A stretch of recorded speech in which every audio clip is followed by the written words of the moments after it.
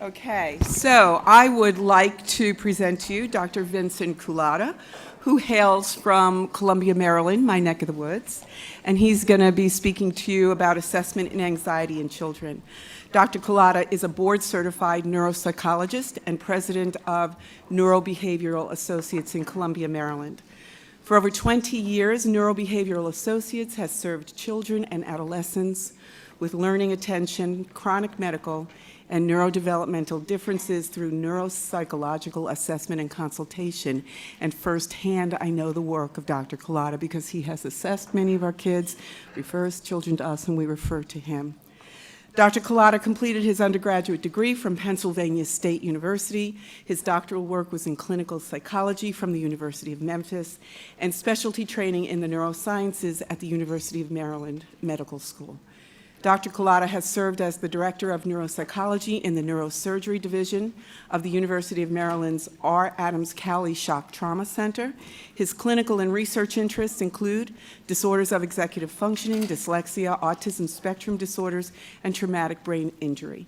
Dr. Culata serves on the board of several academic institutions and supervises the clinical and research training of graduate students. You will thoroughly enjoy his information. Dr. Culata.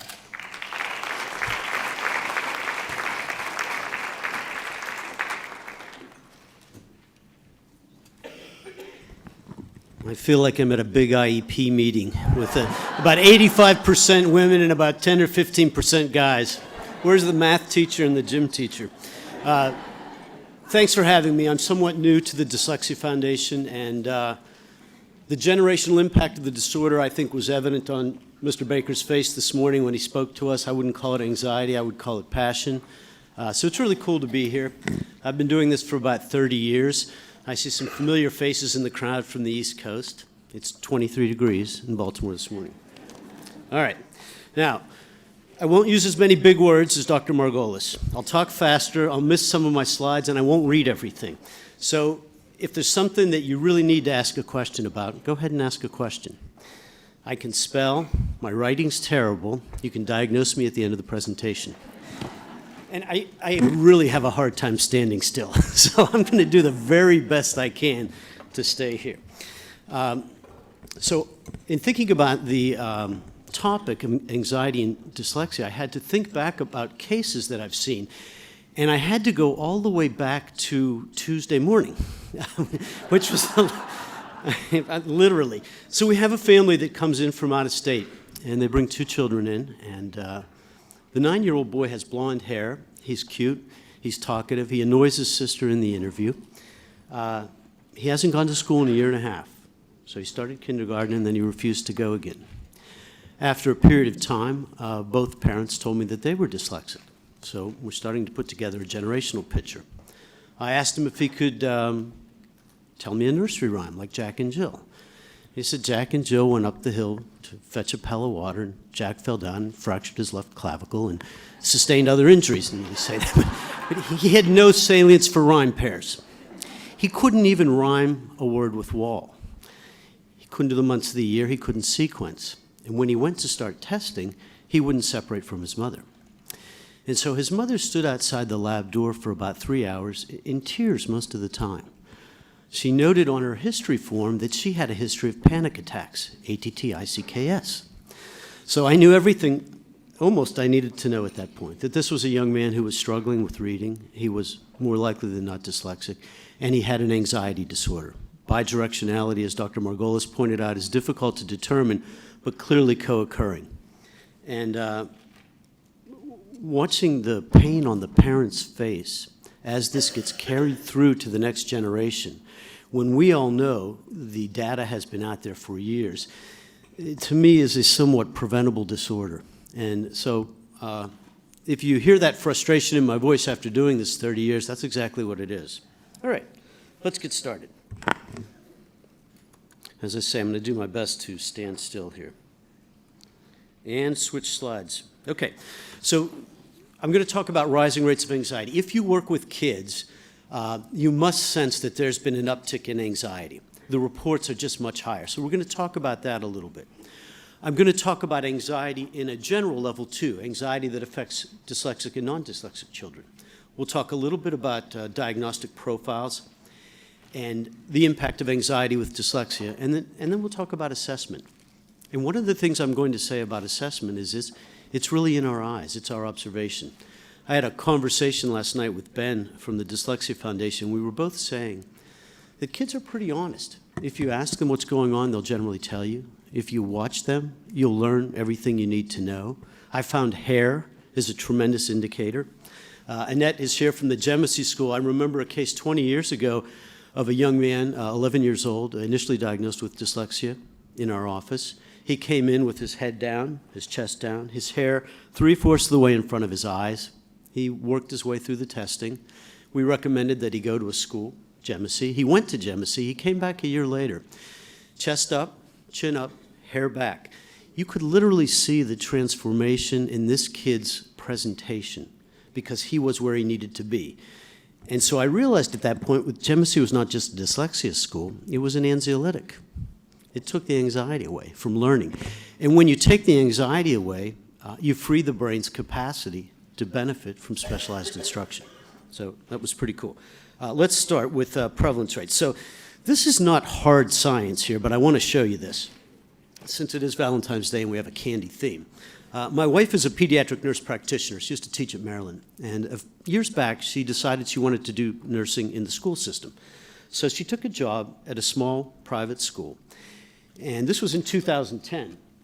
I'm supposed to point with something, but I'll just use my finger. Yeah. No, I'm there? Okay. Anyway. In 2010, in the fall, she bought 2 bags of peppermints. And I asked her, why you bring those to school? And she said, well, I have a lot of kids that come and see me, and sometimes they're just a little bit upset, and sometimes a peppermint works. Now, it's not an FDA-approved treatment for anxiety, but for her, it worked. Well, in 2020, she went to Costco, and she gets one of these big 5-gallon things of peppermints. And I said, what are you doing with those? And she goes, it's anxiety, man. She says, 3 or 4 of my kids are coming in with stomach aches and worry, and we helped start a program in this school, a sub-program for kids with dyslexia where they get OG about 90 minutes a day. It's Catholic school, so you name it a saint program, the St. Julie program, and we found that those kids were some of our most frequent flyers, and that the more effective they became in accessing reading, the less peppermints they used. So I don't have the scientific rigor of Dr. Margolis in this, but it was a pretty good indicator for us that something was going on out there. Okay. Anxiety, by far the most common disorder. It's the most common disorder in children, in adolescents, and in adults. It's the most common behavioral health concern. We're a nervous species. I'm not real sure why, but we really are. Prevalence rates right now estimated somewhere around 7 to 8% for kids, about a 20% uptick over the years, and maybe even higher than that. Do you all notice that in your schools? Do you have anything, now maybe you all can answer this question for me later when we take a break, is have you implemented anything or are you doing anything that you might find helpful or worth sharing with others to manage that? Because we find the rates are just really hard to understand right now. It's a lot of worried children and a lot of symptomatic children. –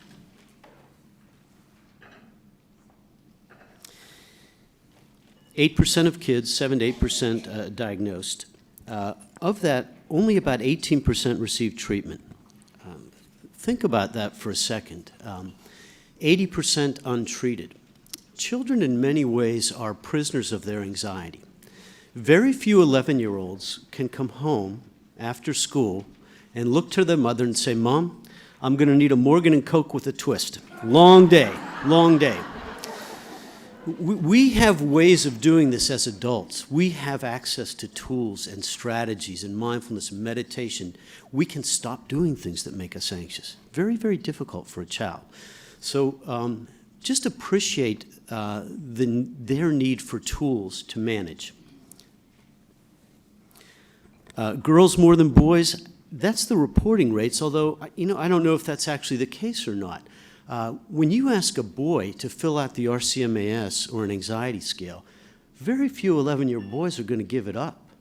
I mean, if you know anything about our gender, our primary MO is to avoid shame at all cost, and that probably extends through our lifespan. So it's tough when you use the checklist because you don't know whether they're going to tell you or not. I was thinking about the genetics piece that we spoke about a little bit earlier, and I recall a father and his 9-year-old daughter coming to the office, and the daughter was blinking, and her nose was twitching like Bewitched, and the father was blinking like this. And he said he was here for an evaluation for dyslexia, and we talked about his difficulty spelling, but he said, I've never been diagnosed with dyslexia, but I have a spelling problem. And I said, is there a familial history of tics? He said, no. They called me Blinky in law school, but... So a lot of families don't recognize their own heritable influences. We should expect that if your face begins to look more like your parents as you grow older, the structure of your brain may well look more like your parent as you grow older. It's not a big stretch, eh? I have to go on and off with these glasses. That's what happens when you practice 30 years. All right, let's talk about physical symptoms. The first thing I would say about anxiety is it's uncomfortable. It is an uncomfortable feeling, a threat-driven feeling that we want to escape from, we want to diminish. So at a physical level, sweaty palms, racing hearts, stomach complaints, restlessness, and headaches. So we're always looking for children's symptoms. We want to know, obviously, ruling out any physical causes of those symptoms. And your pediatrician, frankly, is the right place to start for many of these, because we should rule out medical before we move to some others. It used to be in our business when I was younger that if you were in a hospital and a consultation was requested, it often went like this: is this patient's symptoms functional or organic? We don't ask that question, thank God, as much anymore because there's an intricate relationship between the body and the mind, and I think we're more appreciative of that. From a behavioral standpoint, my 9-year-old the other day, as soon as he got to the letter word subtest of the Woodcock-Johnson, stopped.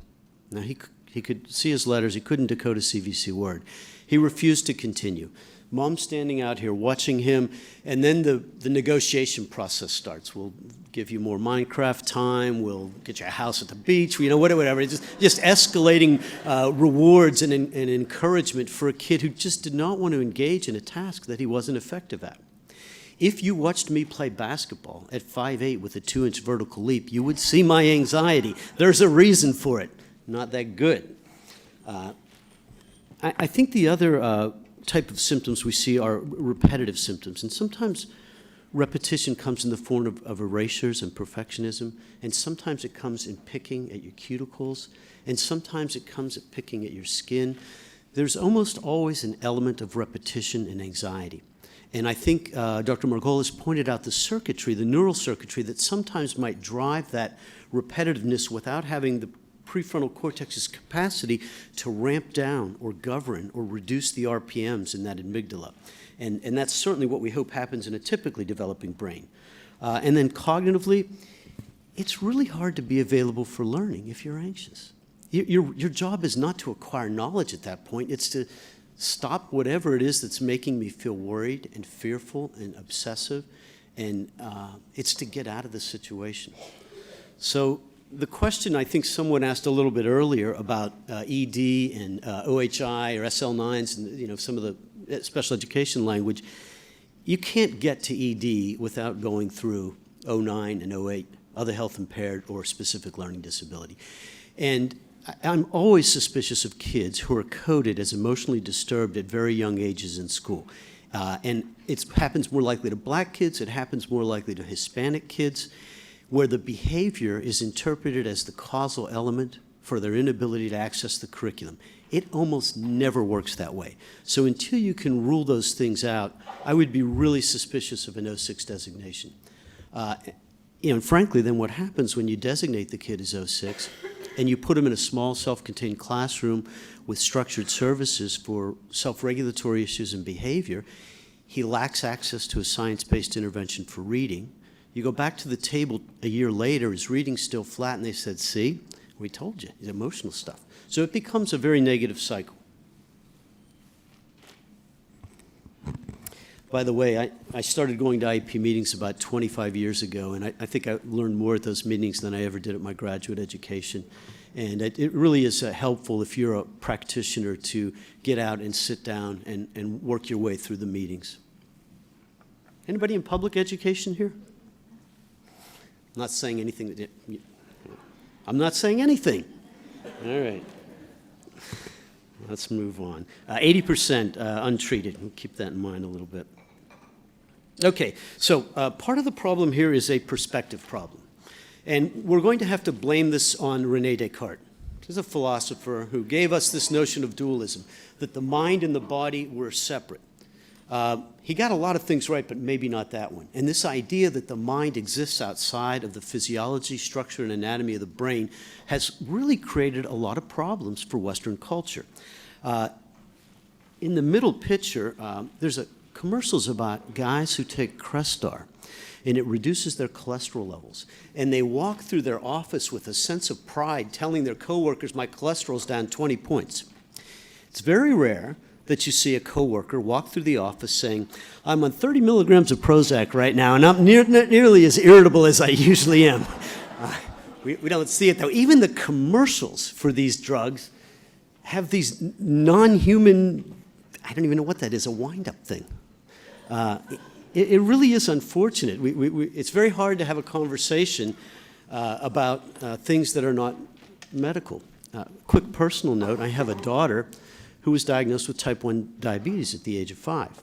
And it's pretty scary. I will tell you, she's a sophomore at Penn State now. She manages her diabetes, and she's a very healthy young woman. However, about 24 hours after the diagnosis at Sinai Hospital in Baltimore, a nurse sat down with her with a rag doll and a needle. And she said, honey, Anna's her name, we're going to do this. We're going to have to do this every day for a couple of times a day, and we're going to do it for a long, long, long time.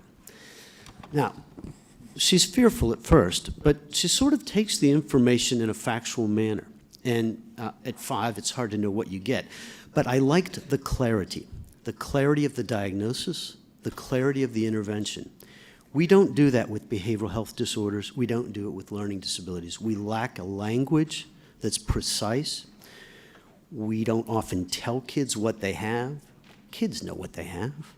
I mean, they know something's awry, and many times their worry about it far exceeds the severity of the situation. So it used to be we would talk to 15 and up-year-olds after an evaluation and give them some information.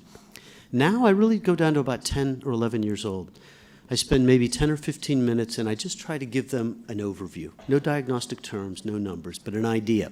It's very affirming for them. One last notion on the perspective thing.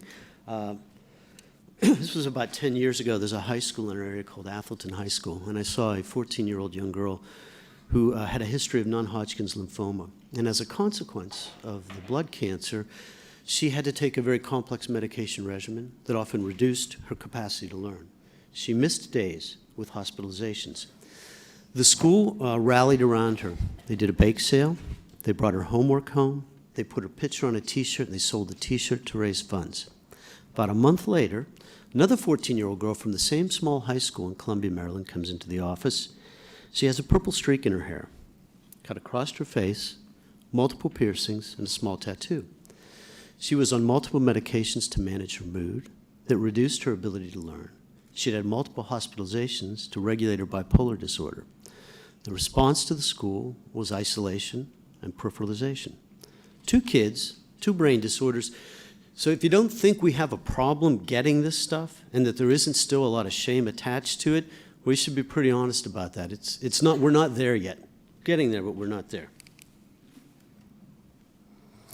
Historical perspective, we don't really even have good language to discuss anxiety. There's always this notion that you can beat it.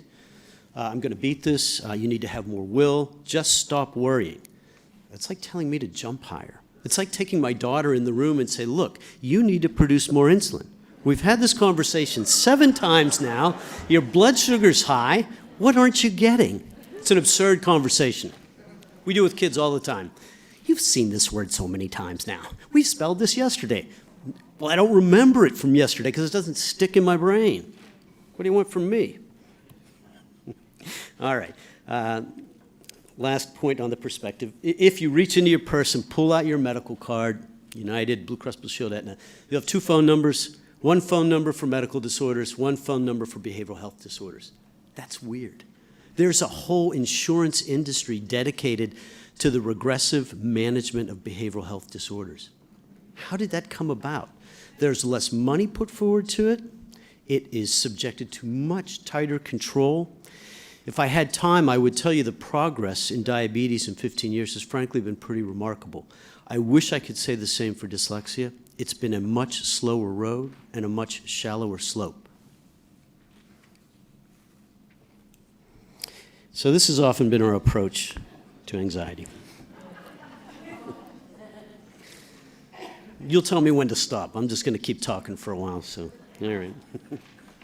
What we would like to see is an approach to anxiety that infuses the brain, the basis of brain-based behavior, and that's neurobiological in origin, that it's genetic in its transmission, that it reduces a kid's capacity to perform at a biological level, at a neurophysiological level. When you, if you don't like speaking and you stand up to speak and you get your eyes dilate and you can't access your lexicon, that's not really a psychological phenomena. That's a neurophysiological phenomena. You've blocked access to your lexicon. That is the deer in the headlights. This is a brain-based process. Sometimes I think the medicalization of dyslexia might offer some advantages in that we would have CPT codes and diagnostic codes to address it, and we would have a reimbursement structure for it. We have an evidence-based intervention that's been out there for 30 years, subject to convergent scientific literature, and we still don't have a code to provide OG or some science-based multisensory systematic instruction. We know that anxiety responds to self-regulatory strategies like CBT, and that will be talked about a little more today, and that it's likely to recur throughout the lifespan.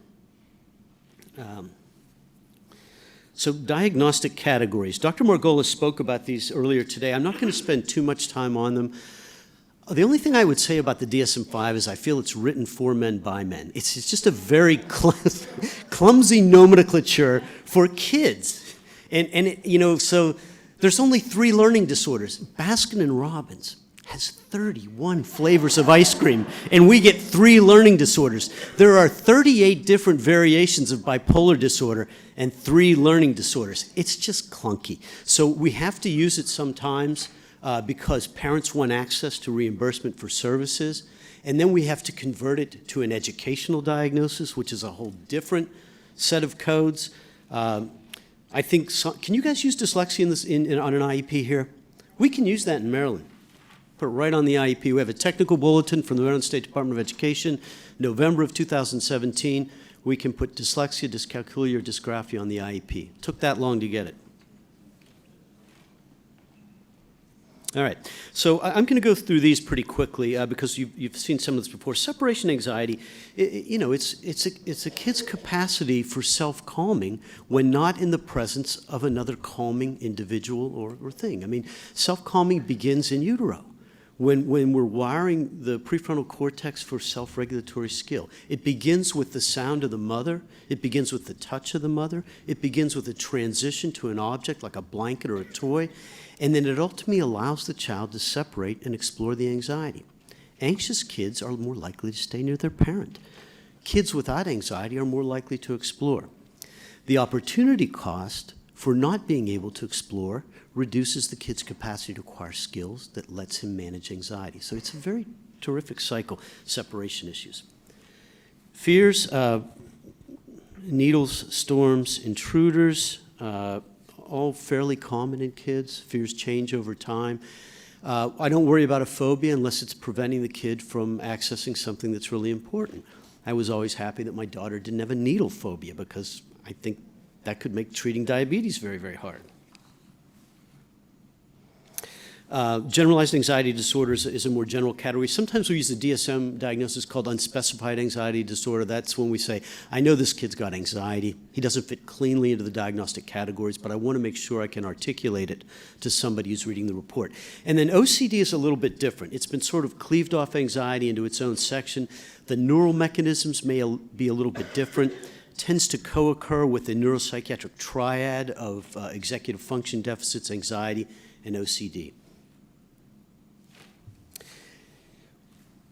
when the brain is anxious, when the amygdala is overstimulated or overactive, it's very hard, thinking about that correlational pathway we talked about this morning, very hard to access executive functions. So you have this period, or this sort of overactivation of emotional centers and underactivation of self-regulatory executive centers. That pattern is interesting. That really marks anxiety. I'll tell you where else we see that pattern. We see that pattern in boys who play video games for long periods of time. We see a hypoarousal of the prefrontal cortex and an arousal of the amygdala. And we see that pattern maintained even after boys stop playing the games. It tends to stay for a while.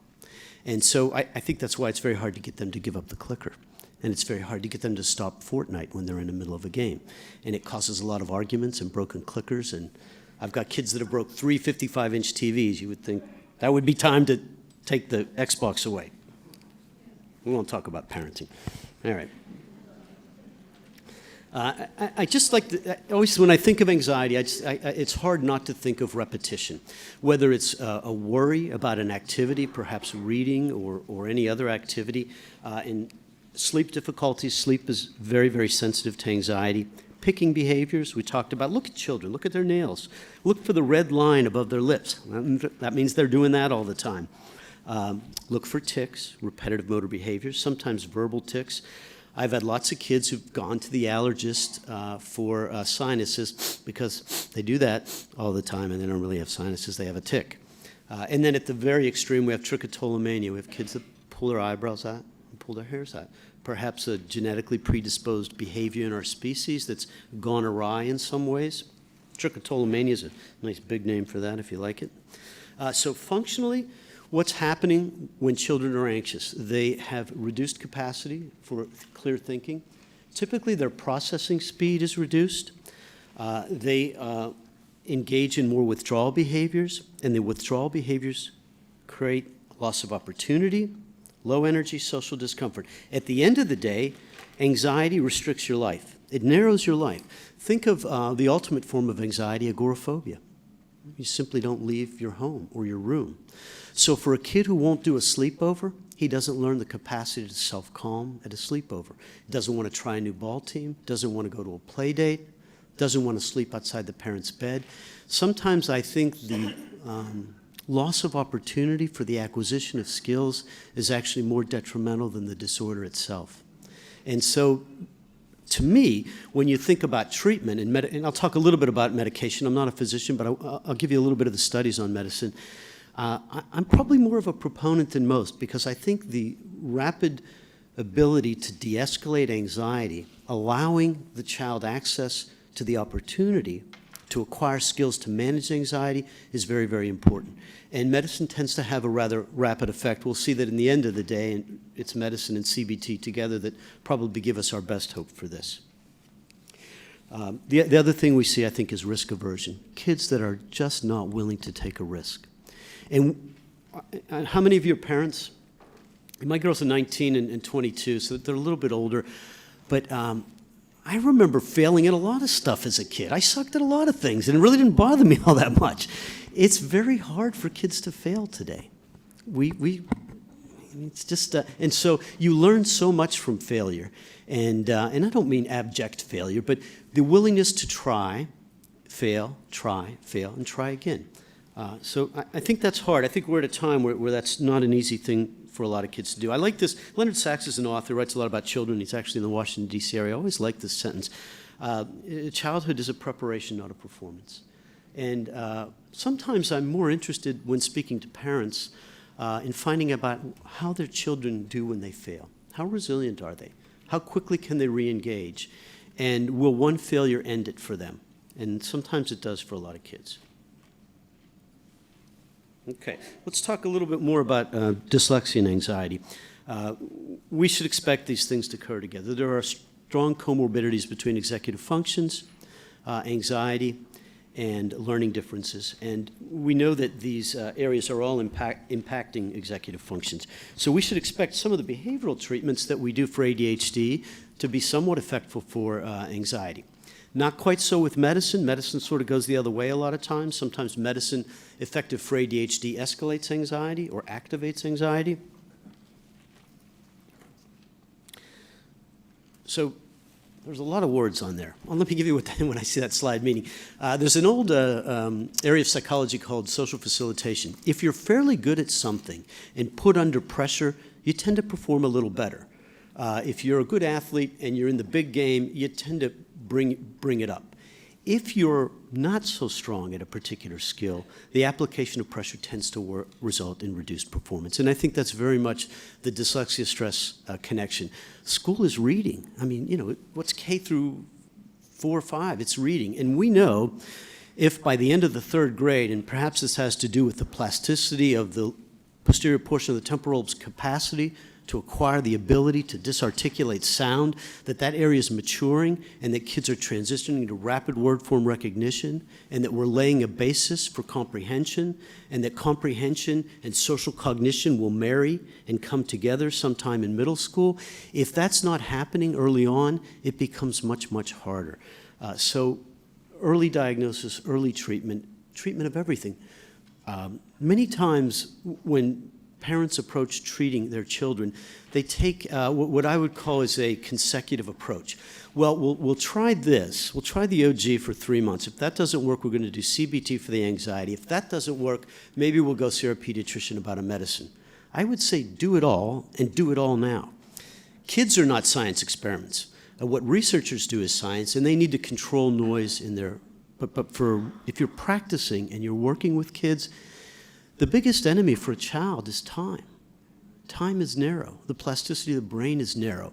There are certain skills that if you don't acquire by a certain time, you're going to have a hard time acquiring. I'll give you a real easy one, throwing a ball. If you don't learn to throw a ball by the age of 12, you're going to do this forever. Now, we used to say he throws like a girl because many young women for years didn't play ball sports until they hit middle school. So they had a very difficult time. And I've coached girls softball for 14 years, and I always have a game where I bring the fathers and the daughters out, and there's always one dad that goes like this. And I say, maybe he grew up playing soccer, but I know that window of opportunity for certain skills, perhaps those skills that are more survivally based, is a narrow window.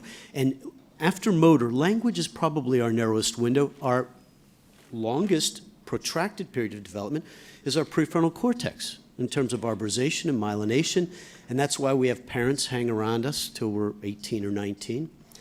And when you send an 18-year-old off with an IQ of 130 to a large school and severe ADHD, he forgets to get his housing contract in on time, he forgets to register for accommodations, he misses the drop date for the class that he's failing, his GPA plummets to 1.8, he becomes anxious and depressed, and he comes home for Christmas with the need for a medical withdrawal. So you can't use age and IQ as proxies for neurodevelopment, that they don't work. You have to plan neurodevelopment first.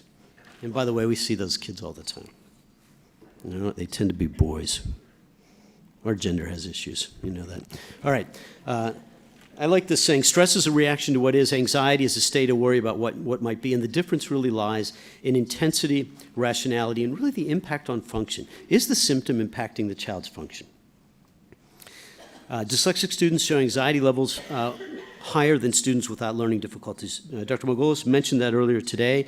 That's been found in a number of studies, and I think the idea that these symptoms are solely constrained to the learning environment is probably not true. They bleed into other areas of the child's life. And finally, are we including some assessment of well-being, of anxiety, in all kids with learning disabilities? We certainly should. In medicine, we do that all the time. We know that certain things are associated with type 2 diabetes or cardiovascular disorders, and we always assess other things. We're not quite there from a psychological standpoint. Kids with dyslexia have fears about what might happen involving reading. They may be afraid of failing, obviously, or being embarrassed. And many fear they'll never learn to read. Most of them I see are looking for a way out. When I talk to a 3rd grader who wants to be an anesthesiologist, I see him again in the 7th grade. He hasn't had much intervention. Now he wants to be a beta tester for PlayStation. He wants to design video games. He wants to be Ace of Cakes. And what he's going through in his mind is a process of, well, I'm not so good at school. I don't do well at reading. I'm going to have to do something that doesn't involve those. And when a kid loses his belief in his capacity to learn, it's really, really hard to get that back. And it really divorces the kid from the academic environment. They check out in many ways. I like this slide. I saw this as I was preparing the talk.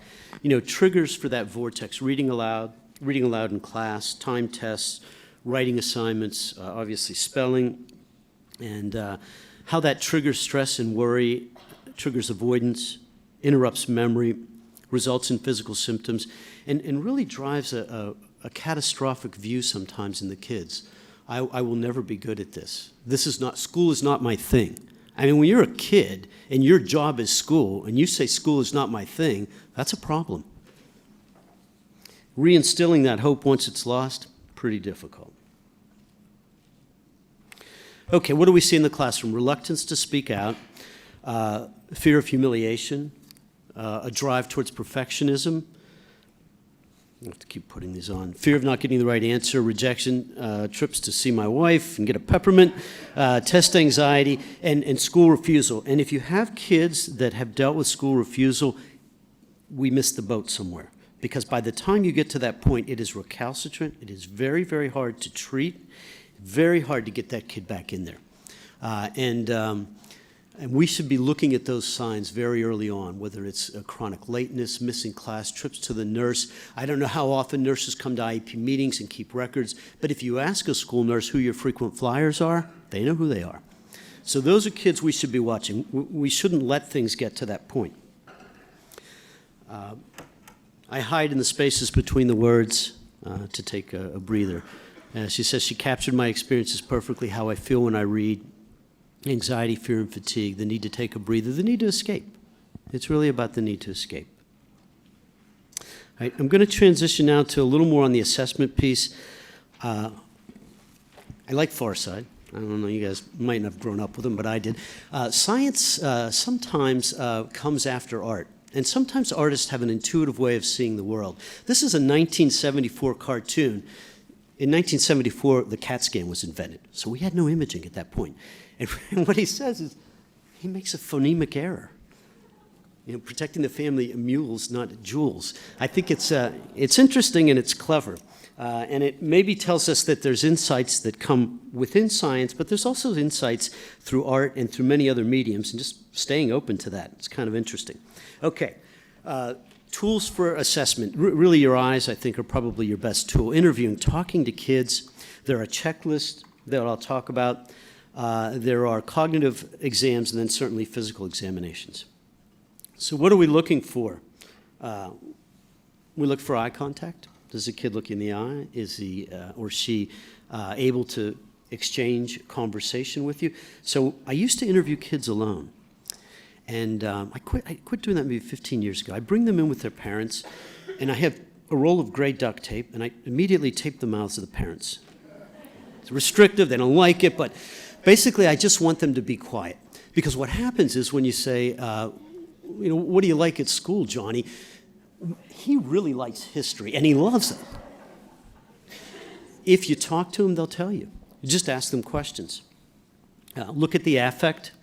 Again, we talked about hair as an indicator. For some reason, hair seems to have some impact on that. How kids dress, is the hood up, what their energy level is, how they move. I mean, the kids in my office that immediately run to the little brain models I have, take it apart and drop it on the floor, I know we're looking towards ADD. There's other kids that will just sit quietly. I'm always interested to see how long it takes the parent to get the technology away from the kid. So he's in the waiting room, he's playing Minecraft or some game, and you have to look at the process at that point. This gives you an idea of parenting skill. Billy, why don't you put that down and talk to the doctor?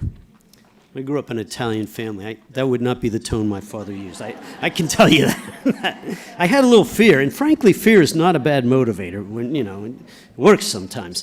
And then the language.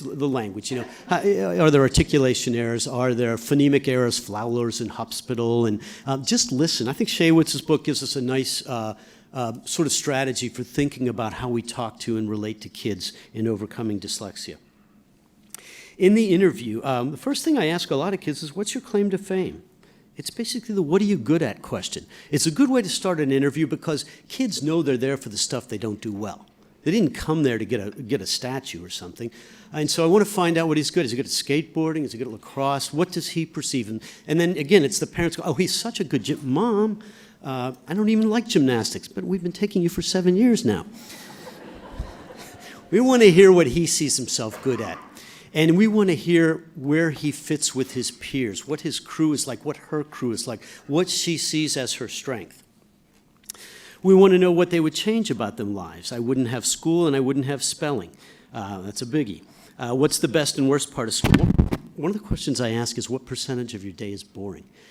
Kids with reading and attention difficulties will tell you about 80% of their day is boring.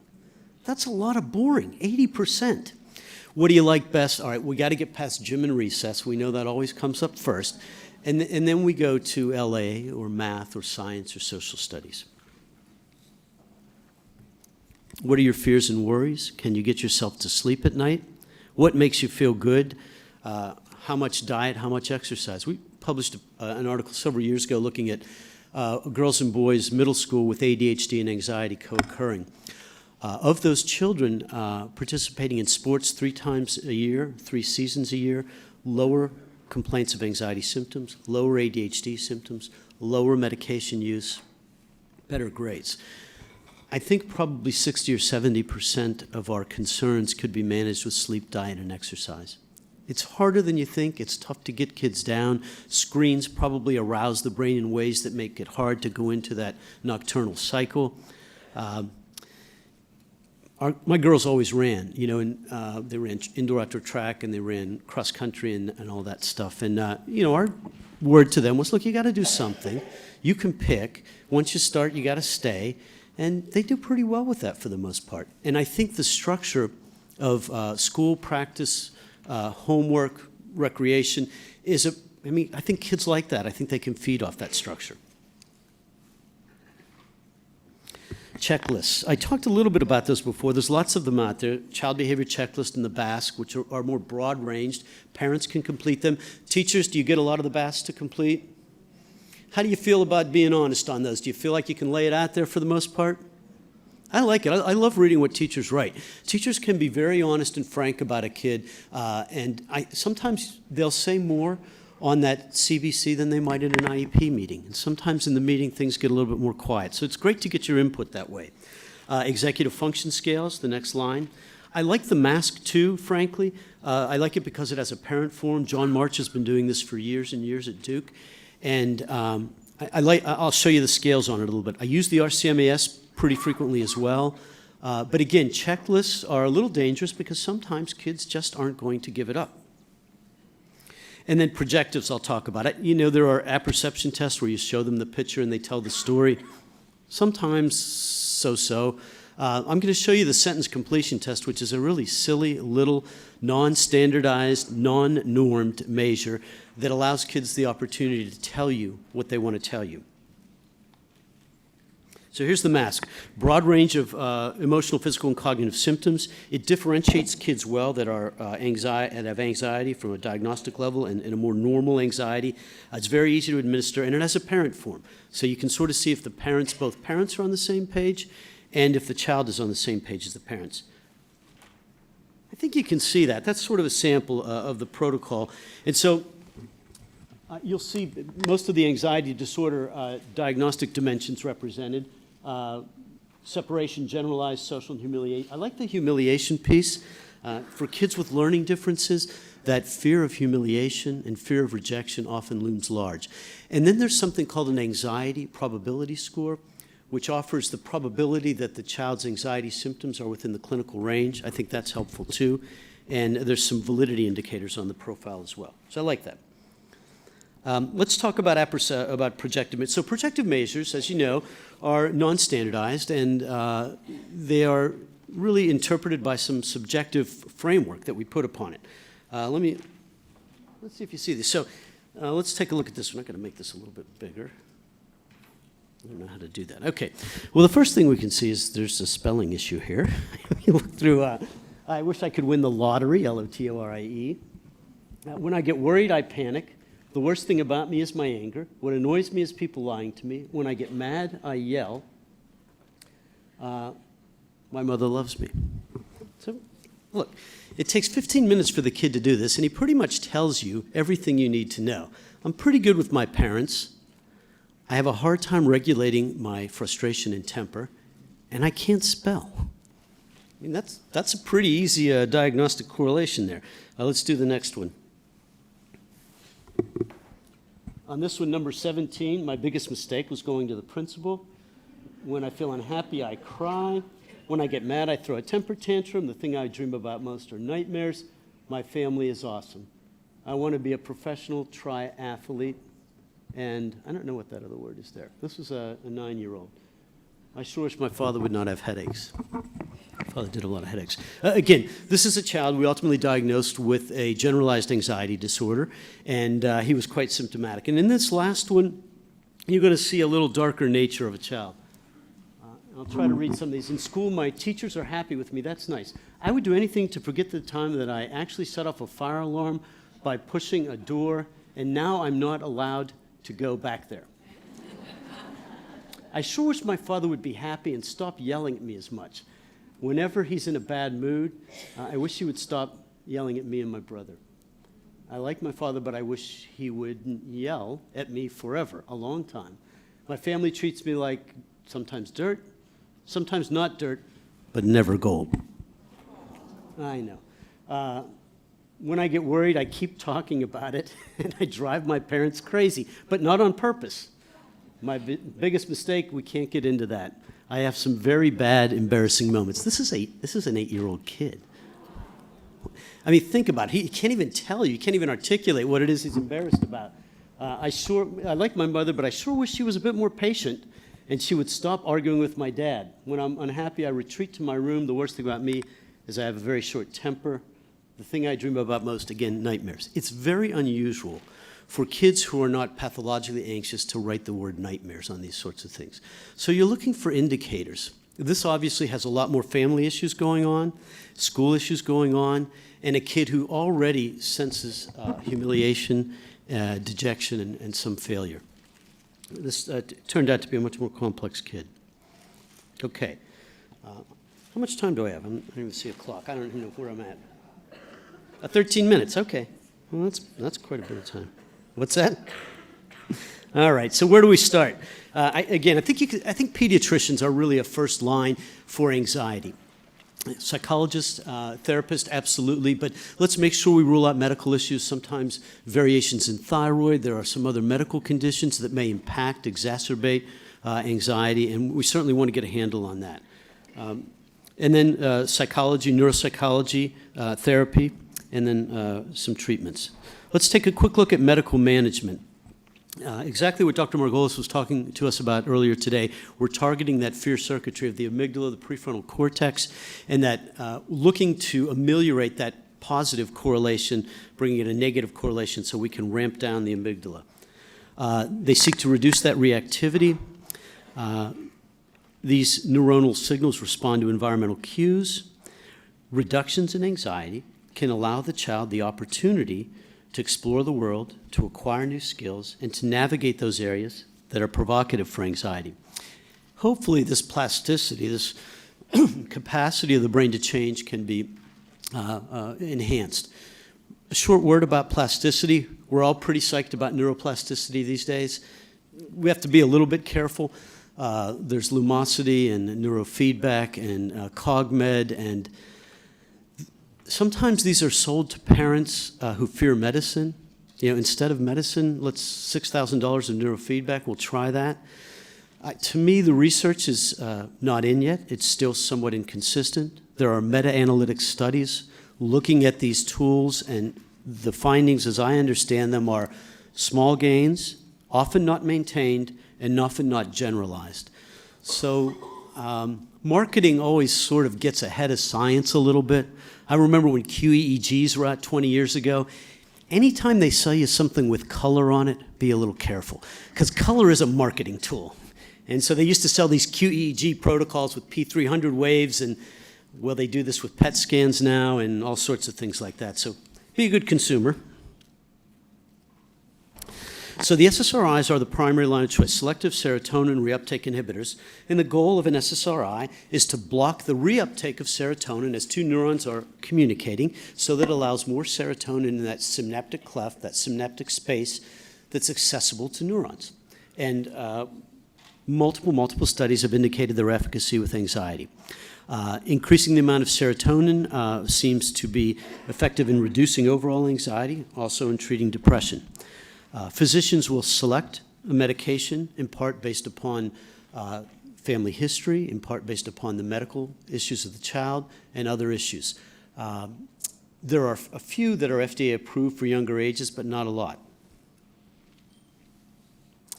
The most common side effects: nausea, headaches, and drowsiness, restlessness, which often diminish over time. These are not addictive medicines like a benzodiazepine or something like that. They have a very limited potential for abuse. Nobody's having fun on Prozac. They take a while to work. So, they may take 4 to 6 weeks to get to a good dose. You may notice early changes in the first 2 weeks, but it does take a while. And usually treatment's going to persist for 6 months to a year before you really think about going off. The first question a lot of parents ask me is, well, how long does he have to stay on it?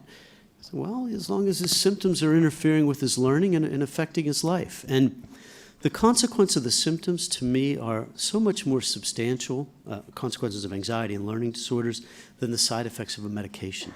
So getting those valences right.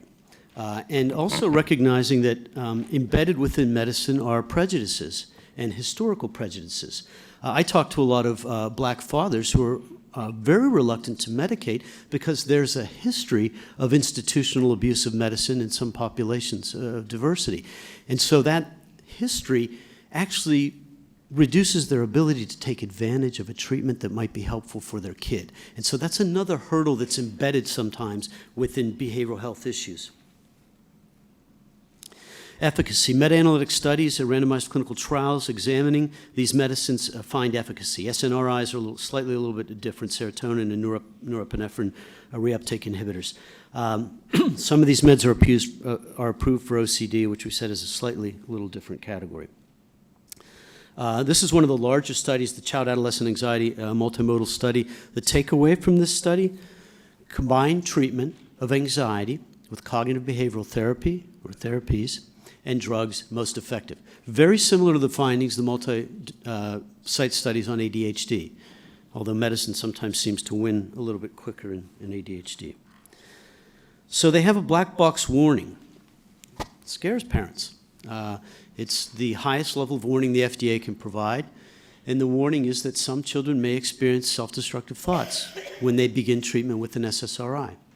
No one's ever killed themselves. There's no data to support that actual behavior, but it does occur. It requires monitoring, and it requires some careful consideration. So it doesn't come without risk, and it's a tough situation for parents trying to appreciate how the anxiety is impacting their kids day to day, how it might be reducing their learning and diminishing that window of opportunity for the acquisition of skills, and yet tolerating this risk of medicine.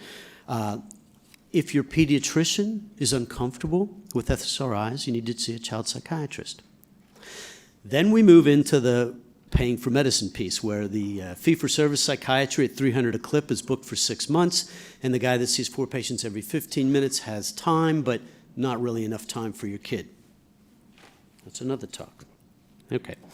Other medicines that are used sometimes, alpha agonists that, are blood pressure medications like guanfacine, Intuniv, clonidine. Benzodiazepines rarely, but sometimes for very acute anxiety. If we're trying to get a kid maybe across some sort of threshold, Xanax might be used at a low dose, Buspar, and Strattera is also a dual mechanism medication marketed by Upjohn years ago for co-occurring anxiety and ADHD. If you treat an ADHD child who's also anxious, the ADHD meds will ramp up the anxiety. The picking will continue, irritability, low frustration tolerance. Strattera takes longer to work, maybe 4 to 6 weeks, like an SSRI. So what should parents do? Understand that it's a treatable disorder. Understand that it's a brain-based disorder, and understand that the impacts go far beyond the manifest symptom that you see in your home. needs to sleep in my bed for a while, has too complex of a nighttime routine, doesn't want to go on rides, won't do a sleepover, those sorts of things. Encourage socialization. We're a social species, you know that. I mean, we really are a communal sort of species. And when kids don't have the opportunity to spend time with other kids, they lose the ability to model language, they lose the ability to model self-regulation, and they lose the ability to feel part of something. And we feel pretty good when we're part of something. And for kids with anxiety, spending 6 hours in the basement on an April Saturday afternoon playing a video game is not really being part of something, okay? I think I'm going to go past these since we're just about done. There's nothing, I'll let you look at those later. Advances in neuroscience and genetics really are driving changes in the way we understand these disorders. And I think we should expect these things to co-occur. Unfortunately, it's taking too long. Reading is taking way, way too long. I was in an IEP meeting years ago in Montgomery County, about 6 miles from Reed Lyon's office, in 2001, just after the National Reading Panel's report came out, and I'm listening to a specialist talk about reading in the meeting. And I said, you know, if you guys could take a break, give me about 20 minutes to run down on the Metro and grab this report they just did. It's kind of interesting. You might find it helpful. They didn't like that. But it's been really hard to get the science into the meeting. I testify sometimes at due process hearings, and I really want to begin with cellular migration errors in utero, and how they impact regions of the brain's capacity to hear the phonemes of our language, how we associate a symbol with that, and how research that we've talked about today has been convergent, consistent, and ever-present for close to 30 years now. Baltimore County, where I live, is training teachers with Fran Bauman, an OG fellow in our area. You know, it's 2020, and we're training public school teachers in OG. If you went to your doctor, and your doctor said, I think you might have type 2 diabetes, we're going to watch you for a year. And if you come back in a year and your vision has deteriorated, you have neuropathic feet, and your kidneys are failing, we're going to lock in that diagnosis and treat. Do you know what that's called? Malpractice. Very good. That's called medical malpractice. All right. So, quicker to intervene. Too many undetected. This idea of you need to be a grade and a half behind or the scores aren't low enough, no good. That's no good. Disconnection between neuroscience and education. Hopefully departments like Dr. Margolis are bringing those two together. The Brain Mind Institute at Harvard, I think, who's actually run by a fellow from, I think, Baltimore, from Pikesville years ago. I'm going to stop. If you have some questions, I'll take them. I really appreciate the opportunity to be part of this. It's nice to get to know the Dyslexia Foundation.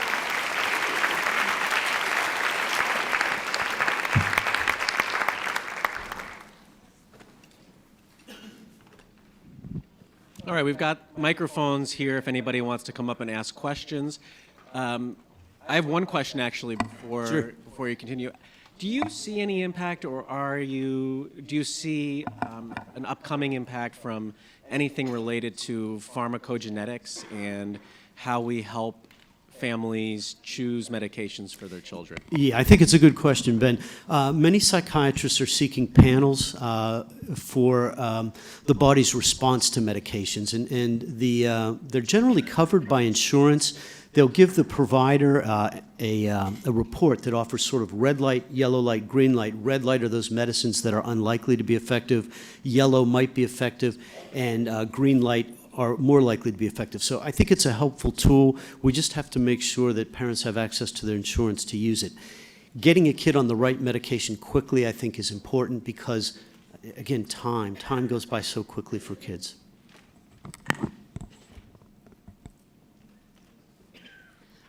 You mentioned the correlation between sleep, exercise, and diet and anxiety, and that's something I've been trying to push a lot with parents and find a lot of a kind of a blasé, oh, I was fine, so my kid will be fine with all the sugar and the lack of exercise.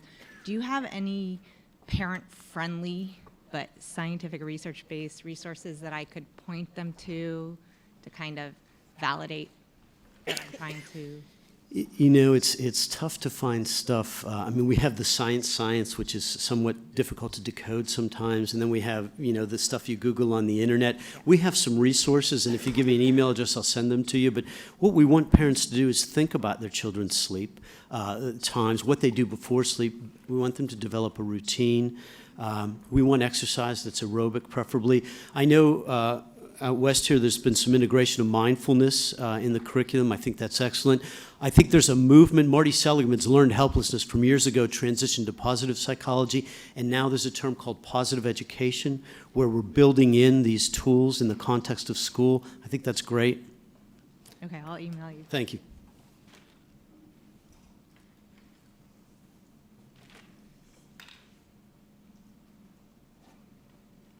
My question ties on hers.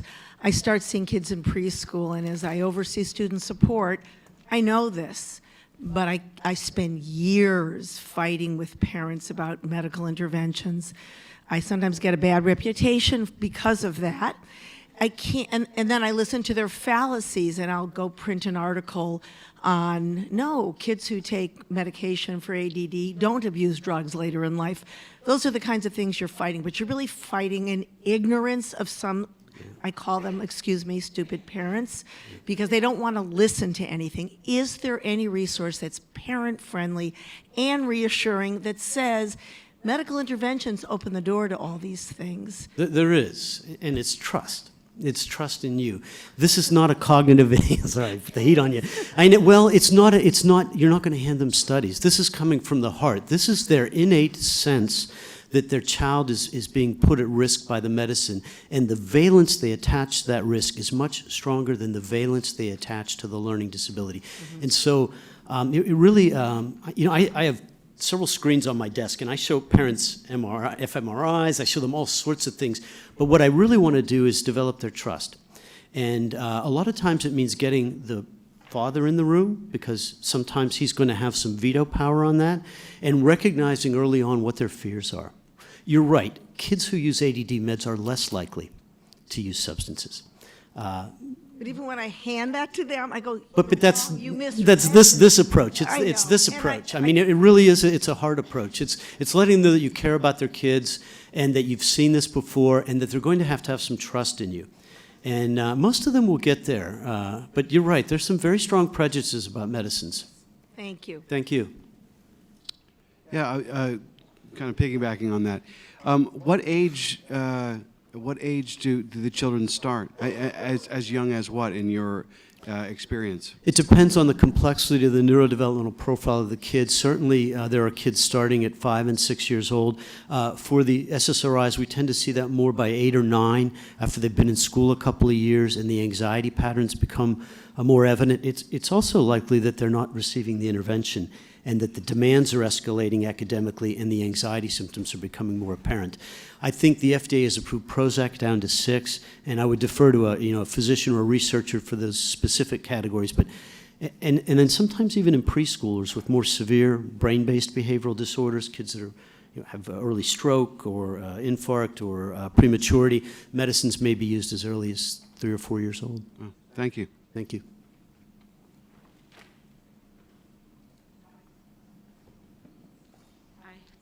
Hi. I'm following up on that question about the medications. I'm a mother whose daughter is on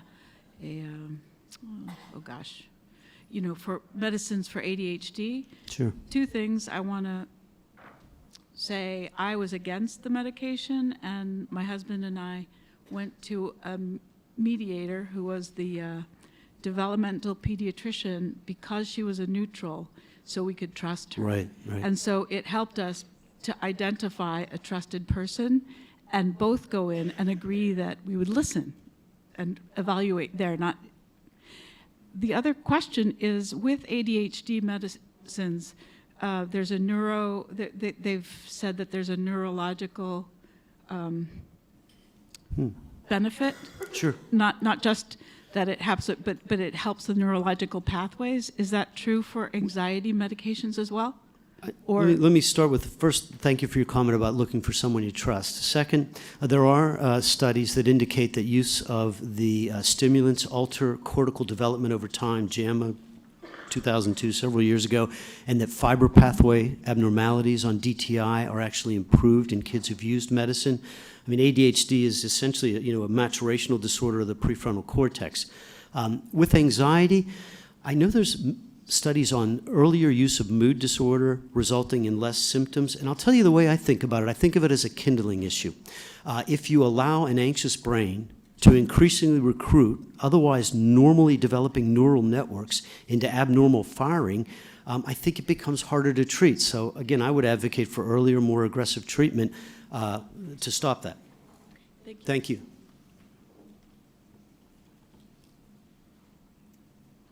I'm here as a mother and also a physician, so I can Oh, cool. look at from both sides. There's a doctor in the house. Why didn't you tell me that before? But what I wanted to comment on was what both these ladies actually said about their children being on medication. My daughter is not on medication for that, and I think it's very important as healthcare and educators, healthcare providers and educators, to really meet the parents at where they are and their understanding. And I think it's very intimidating when you hear, and you, as an educator too, you have a mindset of what you would like to see, and you've seen the benefits of it. But just like you said, people get there in their time. Yeah. And to develop this trust and meeting them and where they are, I think you garner a lot of trust. And I just want to put that out there just for educators to recognize that, everybody is in the interest of their children, but from what their standpoint, there are fears that they have to get over. Yeah. And then the best way to do it is for educators to be open about it and to say, look, I understand there are the studies. Studies are also conflicting, and things continue to evolve. So we don't have a magic ball to look in and say this will absolutely happen. Yeah. But I think that creates an environment of really holistically looking at the family, because it is about well-being, looking at the entire dynamic and just not the kid in an isolated situation. Right. So my plug is really just to look at it from a holistic wellness standpoint. And I think it would serve a lot of people. Yeah, I think that's well said. I think the trust part is well said. And as educators or as clinicians, when you sort of suspect that the kid's going to benefit and you kind of want it to happen and you feel that sense of urgency, it probably is important to take a breath and see where these parents are now, what their belief structure is, what their values are, and help them move to that path. I think some of them get frustrated when they hear the recommendations from so many different places and they feel put upon. And they feel like they're not doing something they should be doing for their kids. It's difficult. It takes time, and it takes access to healthcare providers. Thank you. Thank you. I also want to give a shout out to all of the Westmark educators too, and Claudia Kuchek, because the environment that she creates is really one of a collaborative responsibility, and I think it's wonderful. And for all the teachers. That's very nice to hear. I echo that shout out to Westmark, having visited the school myself yesterday and seeing a lot of areas for recreational play, which leads to my question. And I'm curious your thoughts on unstructured play for children that involves a moderate level of risk and trends towards risk management and limiting danger when children are playing. Your thoughts on that, and then if maybe you can comment briefly on animal, nature-based experiences and how those also impact. My answer is yes. Yes, yes, yes. So I'll just give you a quick anecdote. I remember my kids were about 11 years old, and we have 3 acres. We have some land and little playhouses, and my daughter and her friend are playing on the playhouse. And my wife goes outside, and she says, Anna, it's time to go to the birthday party. And she said, do we have to? I think kids' lives have become very, very structured. I think part of the way you develop executive functions is by structuring your world yourself, making your own decisions, deciding how you're going to play, what you're going to play, what the rules are going to be. So when we impose that structure on kids, year after year, day after day, I think it protracts the development of executive functions, and I think it leaves our kids somewhat unprepared for 18, 19, 20 years old. So I think that's a really great point. With regard to animals, absolutely. I mean, our views have changed as a society. My accountant brings her dog to our meetings every 2 weeks. The dog is really smart. I mean, she's very good with QuickBooks. I look at programs like KALO that use canine therapy, and there's a lot of programs that use formal animal therapy, and many of the schools, let me ask Annette, does Genesee have animals on? You do. I thought so, yeah, thank you. Yeah, nice question. Both excellent ideas. Yes? In the section of your presentation where you were talking about the observational markers, right? I noticed that those observational markers closely mirror what we think about for autism. Yes. And so I'm just curious, in your practice, are you seeing kids that in the school setting are being diagnosed with autism, and your view is that it's more associated with their anxiety, generalized anxiety disorder? Good question. Two comments. First of all, the comorbidities of autism and anxiety are extremely high. One rarely walks without the other.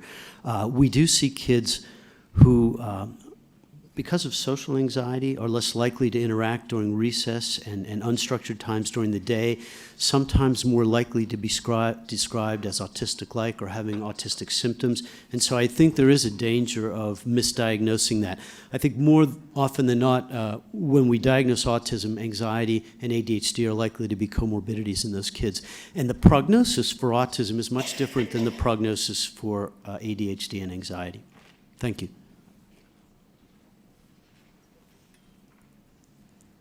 We had a question from one of the remote sites. Where can people get more information about the SCT tests? You know, we've had it in our office for 20 years. I frankly don't even know if anybody publishes it. I don't know. I'll try to find a link and get it to you, Jonathan, and maybe you can get it to the remote site. But it's something we've been using for years because it just allows kids to tell us what they think, and frankly, they're pretty honest about it. Well, thank you again. I appreciate it.